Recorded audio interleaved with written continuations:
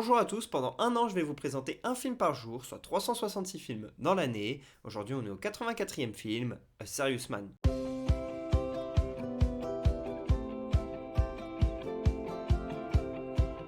A Serious Man est un film sorti en 2008, réalisé par les frères Cohen. Il raconte l'histoire d'un père de famille à Minneapolis dans les années 60 qui a beaucoup de problèmes. Sa femme lui annonce qu'elle va le quitter pour l'un de leurs amis. Ses enfants ont plein de problèmes dans leur vie, ils ont des problèmes de relations, etc. Et donc la communication entre le père et les enfants est très difficile. Et au milieu de tout ça, comme si ça ne suffisait pas, il y a le frère de ce père de famille qui vient squatter dans la maison parce qu'il est dans une situation un peu compliquée. Il ne fait aucun effort, c'est un peu un boulet.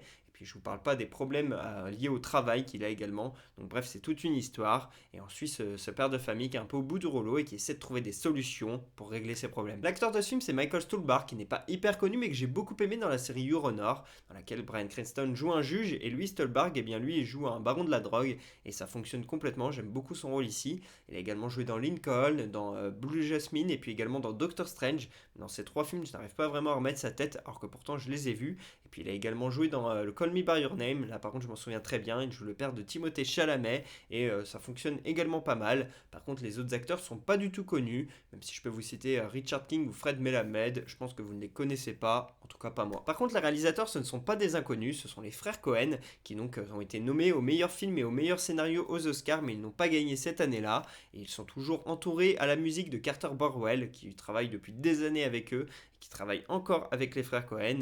Et le film est sur un budget de 7 millions de dollars, il en a rapporté plus de 31, il est bien rentable.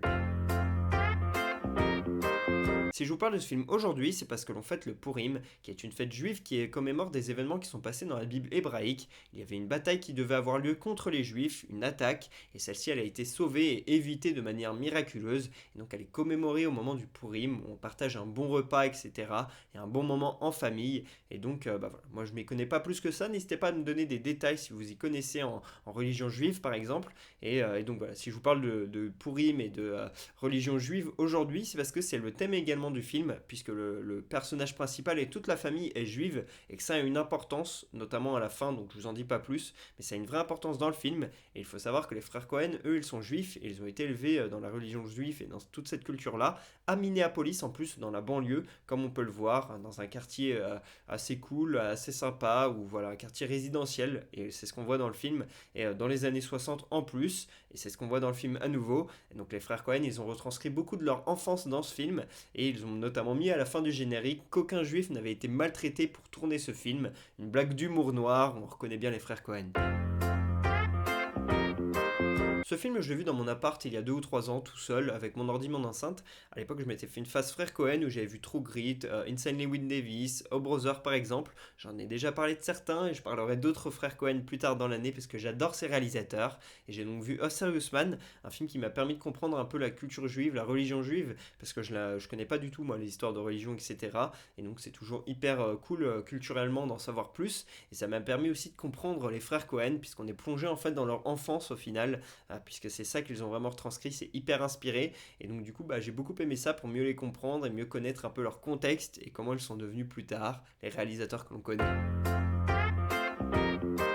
Je mets un 18 sur 20 à ce film parce que j'aime beaucoup la construction scénaristique et les dialogues qu'il y a entre chaque personnage, comment ils sont importants et comment ils évoluent. J'aime bien aussi ce personnage, comment il est laissé presque à l'abandon par toute sa famille, mais qu'il est quand même là avec eux et au final leur présence elle est presque vide. J'aime beaucoup tout ça et comment il essaie de régler ses problèmes, etc. Je le trouve hyper touchant, on est vraiment à fond avec lui, l'attachement au personnage il fonctionne complètement et puis donc voilà ce côté religion juive aussi qui est très très cool et qui permet voilà, d'en savoir un petit peu plus. Donc toutes ces choses-là font que le visionnage il est hyper cool, je vous conseille de regarder ce film. Première anecdote, comme souvent dans leurs films, les frères Cohen ont fait plusieurs références à leur passé et à leur enfance.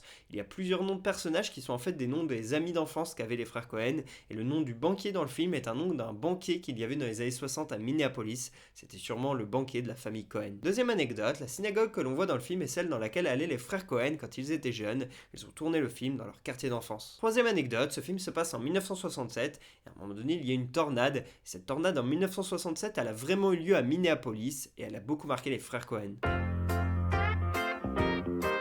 Voilà pour ce 84e épisode d'Un jour un film. J'espère que je vous aurai donné envie de regarder Serious Man. Pour ma part, je vous dis à demain pour parler du 85e film de l'année. Et pour que vous sachiez de quel film on va parler, un petit indice, I'm Still Standing. Dites-moi en commentaire sur quel film on va parler. À demain.